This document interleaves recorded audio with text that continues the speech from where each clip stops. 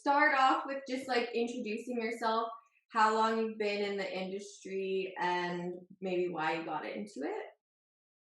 For sure. Okay. All right. Well, my name is Meaghan Sutherland. I have been with Pure Romance officially 3 years this month, actually.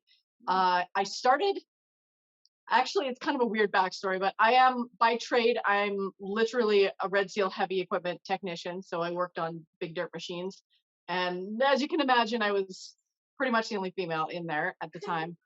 And I became a mother. So I've got two beautiful little freeloaders. I love them to death. So I'm a stay-at-home mom now.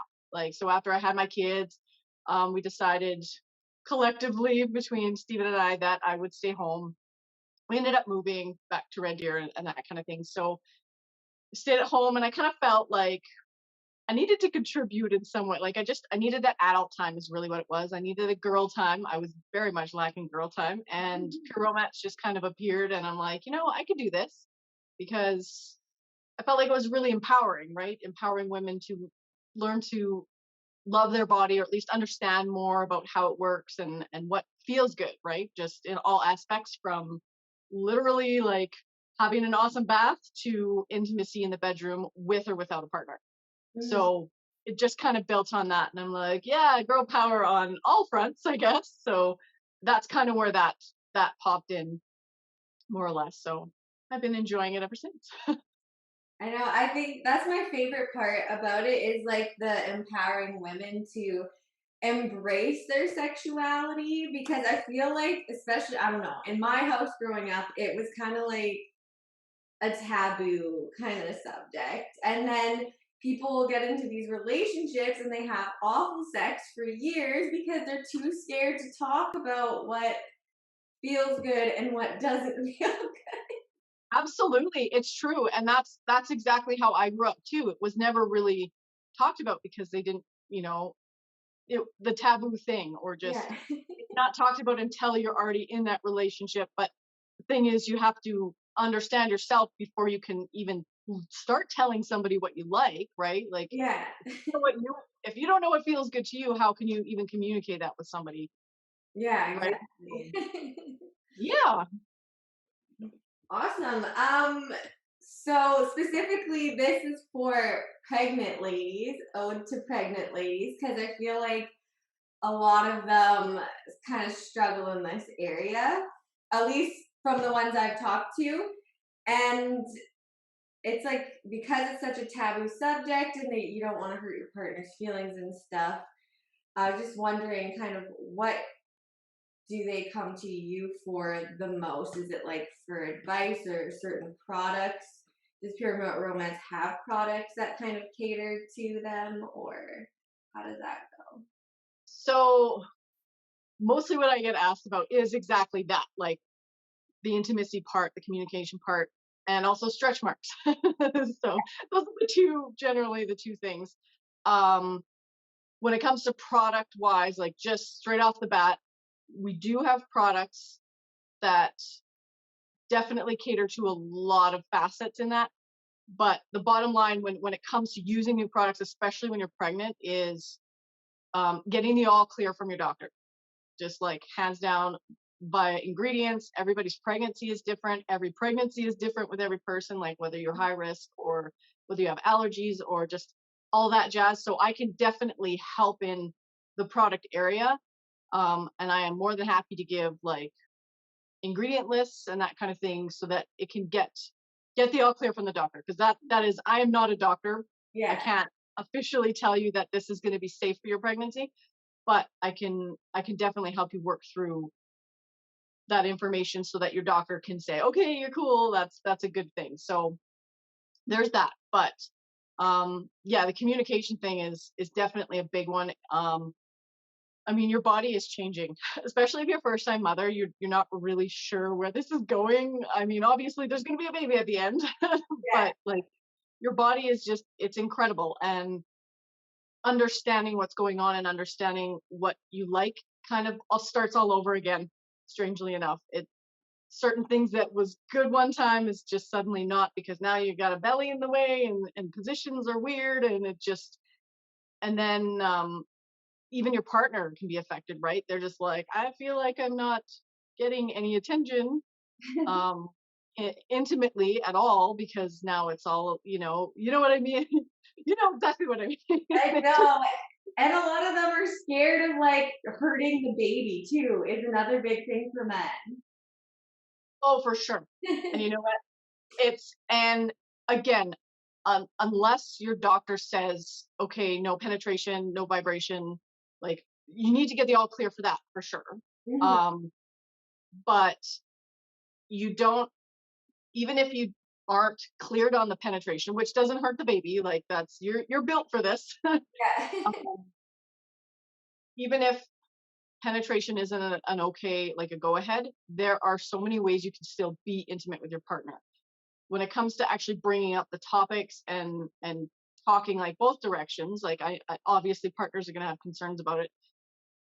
My best suggestion is to sit down and actually talk about it. Like, don't do it while you're halfway through, like, that special time in the bedroom. You're not like partway through and you're like, okay, we need to talk, because that just kind of ruins it, right? It just sort of wrecks the mojo.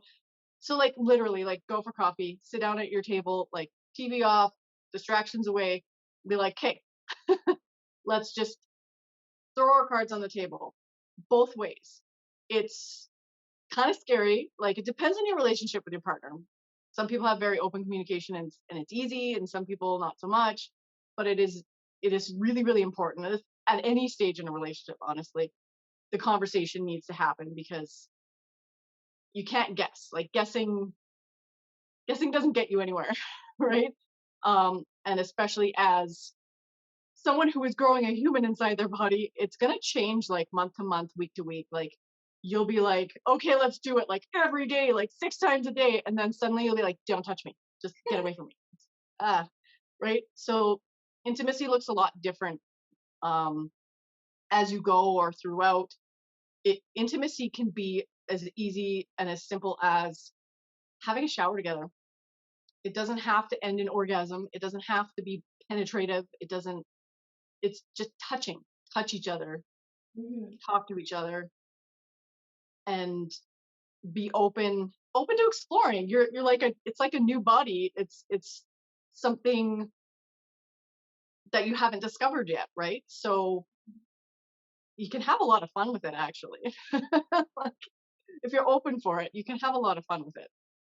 Yeah, and then maybe you can take some of those things that you did like and like bring them into the bedroom later because like foreplay is a nice thing. Yes, foreplay is huge. Foreplay is like, that should be a woman's favorite F word. Seriously. Foreplay is very, very necessary. Absolutely.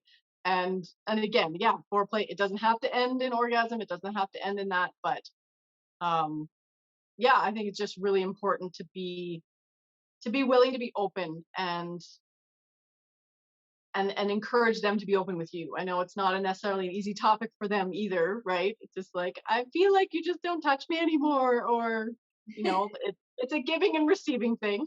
I know when you're pregnant, it's pretty much all about mama and baby, because that's a super, super important, right? Like, you're growing a person, so, like, for sure. um totally. And I think with the emotional side of things, like all the hormones, um my experience and just like talking with my sisters and stuff, they're both pregnant at the same time. It's like, you just said like the 6 times a day thing. That's how it starts off, right? You're like just revved up like a teenager. It's like, oh my gosh, I'm 16 again. And then it slowly transitions to like, okay, this kind of feels awkward. It's starting to have like certain positions that don't feel as good. And usually when you start transitioning to that stage, there's also some like, I don't know, not aggression, but like maybe a little resentment to your partner when they're not trying to like initiate it as much. And I know a lot of people get in their heads and start to think like they're not good enough or they're not sexy anymore, or potentially have like cheating dreams and a lot of the time it comes out as like, you don't do this, you never do this, blah blah blah. Would you like what kind of wording would you recommend that was a little like more open to conversation than like the you towards your husband kind of thing. I think it's important to kind of recognize that and be in a position or the frame of mind that you're ready to talk about it, because I know what you mean. You just sort of like jump in and you're just like, ah, and it's like, okay, well, have a zen moment. I know it's hard because you are fighting against a lot of hormones. There's things going on everywhere. Um, I I think we all kind of deal with it a little bit differently. I'm one of those. I have to think about it first. Like I try to force myself to think about it. Like be okay. Write it down. Write it down. All the things you're thinking of. Write it down Mhm. and kind of practice it in your head. And then have that sit down at the table and be like, hey, dude, like let's have like a little date night or like a little chat. Like it's sometimes it comes across as like all of a sudden, oh, we're having a talk and oh no, things are bad. And it's like it's it's how do you like how do you word that? Like we need to have a talk. Can we sit down for a coffee? I just I feel like our intimacy game, we need to kind of have a look at it because I'm obviously changing. My body's growing a person. I think for both of our benefits, we just need to be a little more open about what we like, what we don't like, what's changing in that way. Sometimes people write each other letters, which can work in favor or against because sometimes tone is really hard to read. Oh Um, yeah. that's why like writing it down sometimes is just a way to get it out, like a point form kind of like again, it sort of depends on your relationship whether they're like mine. My husband works away a lot, so it's a lot of texting. There's a lot of phone calls too, but sometimes it's hard to kind of to judge that writing Yeah. so much. Um, Emojis. right, emoji, yeah, smiley face, heart, heart, heart, heart. I mean, this is love. Yeah, tongue based. Just Yeah, kidding. yeah. I'm just hormone moment. Like, Would you be vulnerable when, so if you do get to the point where you feel confident enough to sit with them and have the conversation, just feel like this is how I'm feeling, like I know you're not cheating or I know you don't think I'm ugly, but like sometimes I do feel that way because my body's changing and I'm emotional. So I'm sorry if I seem like whatever, but like being just like brutally honest about your own feelings so that they can understand that yeah, you're a little crazy right now. It's not really that. for sure, absolutely, yeah. It's and that's like every relationship at any time is being vulnerable, being open, and giving them the opportunity to do the same in return because they're feeling a whole lot of weirdness at the same time because they don't know what to do. They don't know what it feels like. They don't I don't know in the general sense if it's anything like my husband, he's trying to fix things all the time.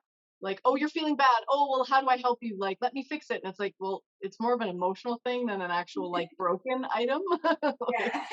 let's just like nail it back together. It doesn't work that way.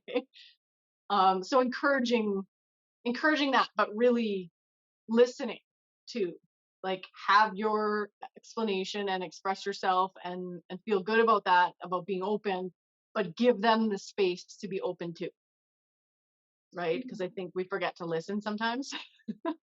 True. We like to talk. We do. um okay, let me just look at so that's like conversation wise with our husbands or boyfriends or partner. Like what about things that what have you done like during your pregnancies that made you feel sexier?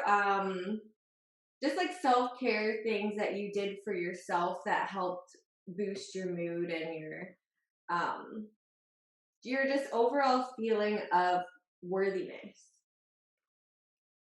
I would I take a lot of baths.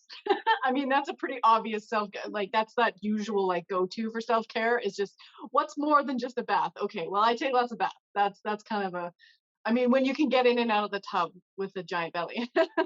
Yeah. That's a whole other thing. But dressing, like even lingerie wise. Literally, there's like those. The only thing that I found really worked while pregnant, obviously, is like the baby dolls because they're just like they have the flowy, right?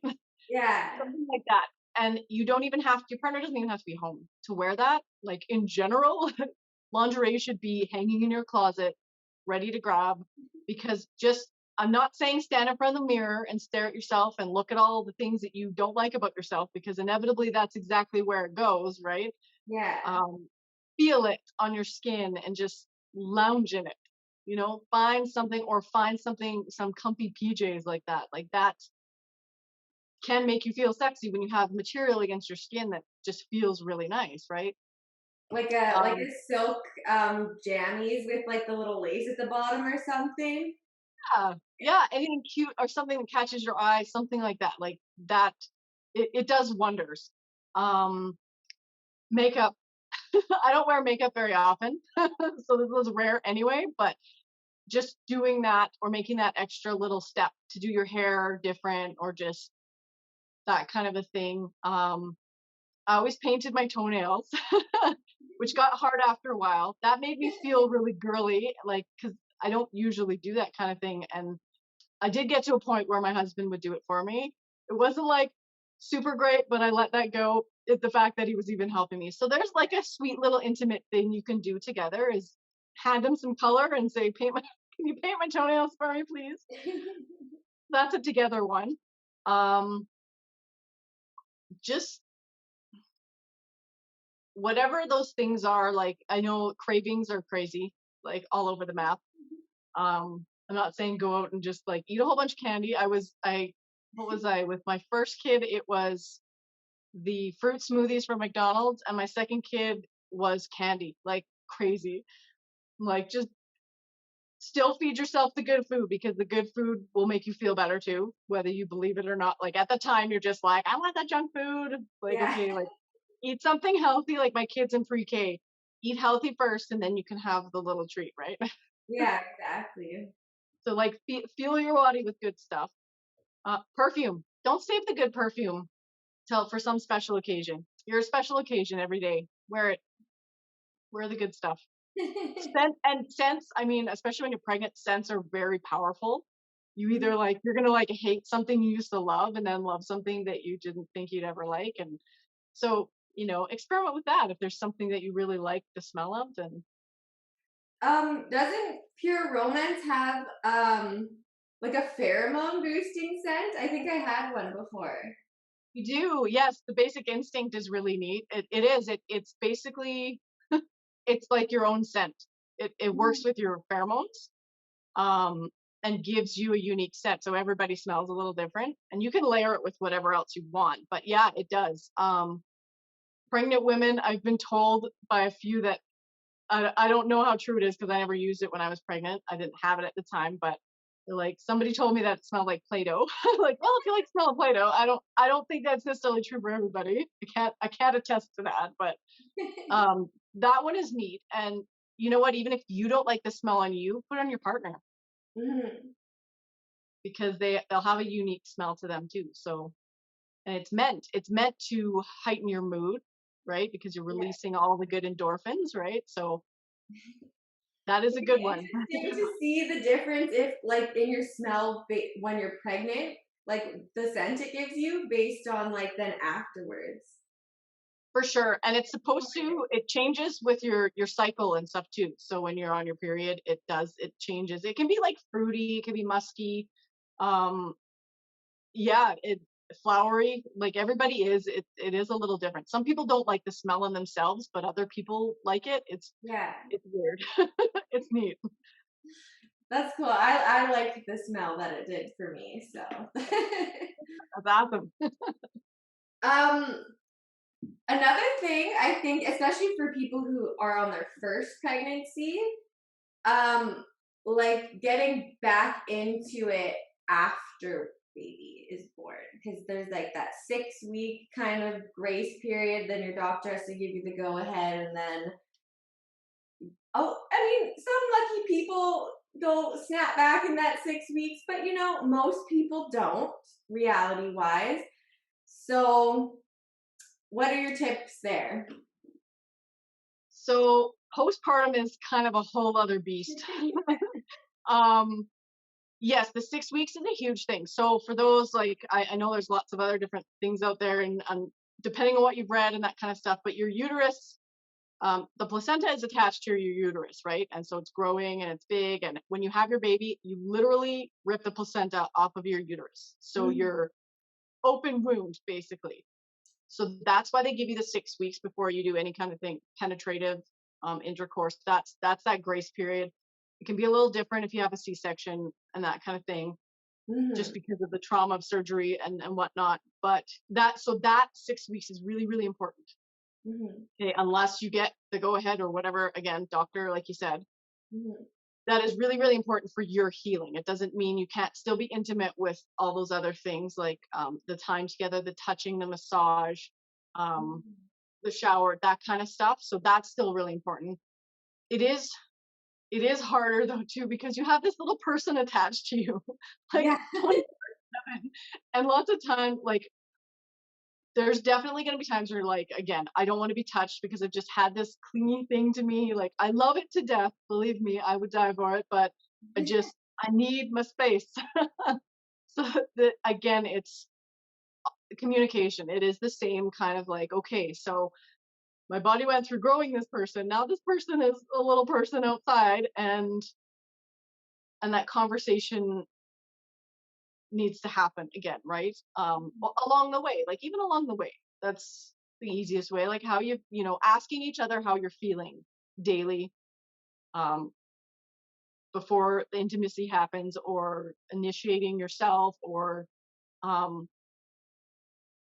that's, yeah, postpartum is definitely a little bit different that way. Um, I think the biggest thing for women tends to be the body, loving their body after all those changes, because it will never necessarily, and I mean it in lovingly, it will never go back to the way it was when you were 18. Yeah. It's not, you're not going to have that. You just had a baby. You've got like hips, and but like, you might get stretch marks. Some people do, some people don't. I didn't get them till my second one. Like, it's very, very different. Mhm, And multiple pregnancies, that kind of thing. So the self-love is really huge, because you can't give to your family and your partner unless you are loving yourself, and it can be a struggle daily. Like, you have those things where you're like going for a week, you're like, yeah, I'm awesome, like, look at me, I got my clothes that fit me just right, and then just suddenly one day you just hate everything, nowhere. Yeah. right? um so yeah, that open communication with yourself. Be honest with yourself, be honest with your partner, and let them open up too. And yeah, yeah, the postnatal stuff is definitely, it's definitely a new step. It's definitely another step. But it's good because this all results in amazing things. And yeah, you got to give yourself some grace, really. It's, be patient with yourself. Okay. One thing I want to say on the postnatal, and I'm sure you could probably confirm this, is I remember my sister-in-law being like, "Oh well, I have a tight vagina, and because I got a C-section, but I would be so scared if I had a natural birth." And I just want to say, from my own experience, that was not the case. Everything moves back. It can, even after that 2 or 3 months of having no sex, because there's that 6 week period, or sometimes 2 months afterwards too. You'd be surprised how things go back. And I just wanted to get your opinion on that. Absolutely, you are absolutely right. Our vaginas are very elastic. They're meant for this. There is no, and it infuriates me a little bit where everyone's like, oh well, if you tore, oh, stitch it up a little more. Okay, rage monster. um, your vagina will bounce back. It will. It is elastic. It is meant to do that. It will come back to what it was before. Um, the only time that it doesn't is under extreme trauma, and that's kind of a whole other thing. If you are worried, If you're worried about your pelvic floor, but like pelvic floor is kind of all integrated in there. That's kind of a separate thing. Um, if you're worried about it now or after, there are pelvic floor physiotherapists, and they're really easy Google, depending where you live in the country. You don't need a referral from a doctor to go see them. They are fan stinking tastic. Your pelvic floor can be too tight, and it can be not tight enough. So when you hear about women like now they had a baby and now they're like laughing and they pee at this, you know what I mean? Yeah, Like there's that's that. common. Yeah. That's your pelvic floor. So that is definitely something like I have tools for that. I have the Benoit balls and that kind of thing and the guides for that. Um, if that ends up coming down the road that you're concerned about it. While you're pregnant, doing pelvic floor exercises is really good. That's definitely a plus. Exercise and running and deadlifts. I have ladies that do deadlifts a lot. They're like, that's a super good one for pelvic floor. I'm sure there's a gazillion yoga kind of things for pelvic floor as well. Like Mhm. just exercise in general is all, full body. But yes, your vagina will go back. Okay. You will okay. I love that you brought up the pelvic floor specialist too, because my I hired doulas for this birth, and they brought that up too, and I didn't even know that was like a thing. I didn't know until I started this either. I'm like, that's amazing. I had no clue because you're like, oh, go to the gynecologist, your OBGYN, that and they know, but yeah, pelvic floor physiotherapy is a thing. And I'm just like, that's awesome because for any kind of pelvic floor, even men have pelvic floors. Yeah, Yeah. And they're not all, like I said, they're not all um loose is the word I'm gonna use. They're not all some of them are too tight. And you yeah, have to kind of reverse that effect, which is kind of interesting too. So yeah, they're super helpful. Really, really great people. yeah. I think I'm gonna try that out this time, just out of curiosity of what's my health down there and stuff, and then you don't want to be that like 50-year-old that unfortunately pees every time they sneeze or laugh. Yeah. Oh, for sure. And you know what? When you have a stronger pelvic floor, you have better orgasms. Ooh, there's an extra plus. Extra points. Yeah. Orgasms are very, very good for you. Okay, so orgasms bring me to my last question, which, um, like you said, of course, get the approval from the doctor, but so actual penetrative orgasms, my doctor said, are still good in the last month of pregnancy because the actual semen thins your uterine wall or something to prepare it for birth.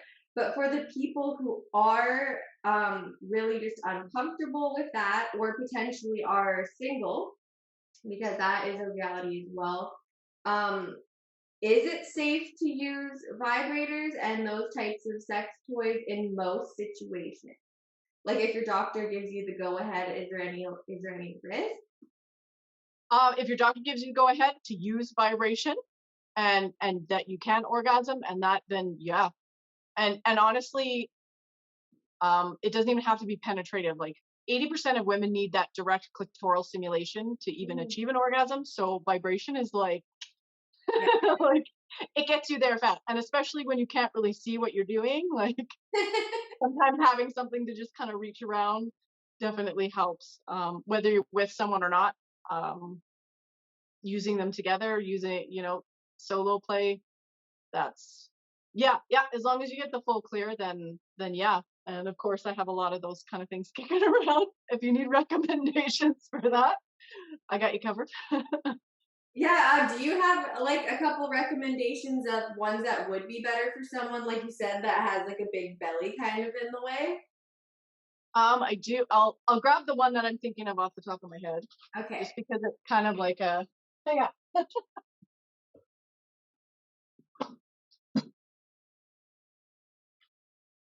So some of the more wand style ones. Mm-hmm. So this one's called Opening Act.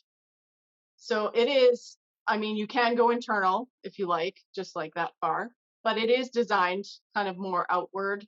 and it's bendy and it's got a nice handle on it, and you, your partner, solo or together can use that, but it's also a really great massager.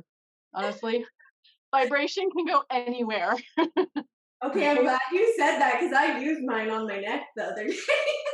Absolutely. There is nothing wrong with that. Like that is honestly one of the best benefits of these is that it does make a great massage, really. Get some like lotion or massage oil and you've got yourself a good one. On your partner as well, like partners with penises, sometimes they do like vibration everywhere, everywhere and anywhere. Again, that's a communication thing. This particular one literally has 30 different functions on it. Oh, So it's got nice. vibrations and vibration patterns, and that one's a new one. These guys, just a side note, they are rechargeable. These particular ones are rechargeable, and you can use them in the bath and shower. Oh, nice. So that's really nice. The other one that looks like it looks like a microphone, but this one's a really really nice one. I like this because it is the wand style, but this particular one is it's called Just One Touch. It's gonna turn on for me. It is literally like it's on, but it doesn't vibrate until you touch it. Oh, cool. So if you're like overstimulated, sometimes you get that overstimulation and you're just like, okay, well, it stops. It doesn't vibrate on anything like the table. It's on the table. It doesn't vibrate until you touch it. And it's super good massager. These ones are really powerful. Like Oom. they got a lot of jam. So you can go and like this one's really sweet because it's just got like a little swipey thing. I don't know if you can really see it Oh, for yeah. your finger. So you You just, just like, touch swipe, it with your hand? yeah, you just swipe it across to increase or decrease whatever you want. It has have pulsing patterns. So it's like a swiper, no swiping, but this is a swiper, yes, swiping, right? So cool. So those are some examples of simple ones. And you know what? They're not, if you're worried about your partner being like, you're replacing me, this is not like a giant 6-inch dildo. it's it's good for like it's not intimidating in that way, right? Some of them are a little bit worried, and granted, that's you're not the only one out there. If your partner's like, this is just replacing, again, it's that clitoral stimulation. It's the massage. Start with massage. If you're worried about where to start, you get it, and you're like, this is massage for massage. Okay, like this is where we're starting, and that's kind of how you can start rolling vibration into the bedroom. That way, let them pick it with you. Um, it's I'm not here to replace. I'm here to bring together. It's like having a power tool versus just a screwdriver. Like how much more enjoyment do you get out of like using a power tool versus this is my analogy because I'm a mechanic. It just makes sense to me. No, I love that you said that because that is what some people say. They're like, "Well, I can't do that. My partner thinks that I'm like cheating on them or something if I use this vibrator," which I found interesting. So clearly that's a common thing. It is very much so. And the neat part about using vibrators though is that they can use it together. So if you're penetrative, um, they can hold it on your clitoris and that everybody's getting the enjoyment out of it. Like it's again that direct clitoral stimulation. A lot of partners don't know that. They don't like there's that communication thing, right? It's some people definitely, I'm not saying women don't get off solely on penetrative or other ways, but Mhm. that stimulation is like key, and vibration is huge in helping that, right? Because I mean, you can sit there with your hand forever, and when you know your body, but Yeah. when they're trying to do it, it's just like, and you're like, okay, whoa, too much, not this is not working, or not quite hitting the right spot, or any of that kind of thing. So Yeah. it's just it's an extra help. It's an extra tool.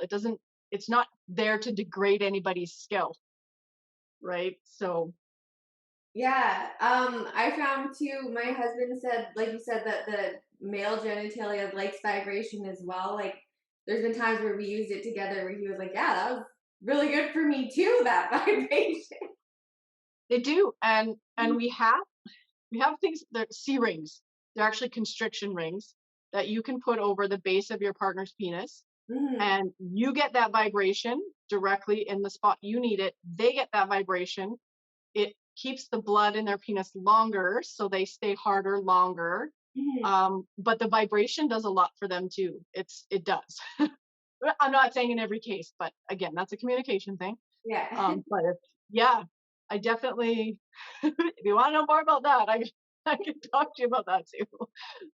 Oh, awesome. I love this conversation. Your email and your Facebook group and all that. So if people wanted to talk to you directly about like on a more personal level about their personal situation or buy anything, then they have Absolutely. that information. Yes, I'm so open for that. And honestly, and just any conversation that people have with me is 100% confidential. I don't tell anybody what you did or asked or bought or anything like that unless you're running around the streets yelling out what you got. I don't it's all very very confidential. I'm here to help, and yeah, and if I don't know the answer, I will absolutely find it for you. It's what I'm here for. Okay. Awesome.